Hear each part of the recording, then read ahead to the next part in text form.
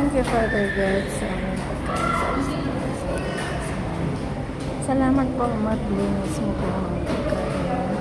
Pagkabasbasan mo po sa oras na ito at magsaganapasa namin sila po. Salamat po, Ama, sa lahat-lahat ng mga binigay mo buhay mo para lang sa amin at sa aming kasama.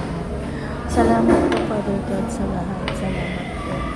Thank you so much, Father God, sa lahat-lahat. Kayo po ang bahala. At patawarin mo po ang aking anak na ito. I-bless mo po rin siya, Father God. At patawad po, i-touch mo po ang kanilang mga isip at puso upang maghari sa kanila ang kaharian mo, Father God. Please po, sila po ang stress ko. Siya po ang stress ko, Father God. Please, bigyan mo po siya ng pag-iisip, Father God, upang maisip niya ang lahat ng mabuti at magkaroon siya ng relasyon para sa iyo. Salamat po, Ama. Salamat sa pag-ibigay at pag-ibigay na po. Bahala sa amin. In Jesus' name, pray.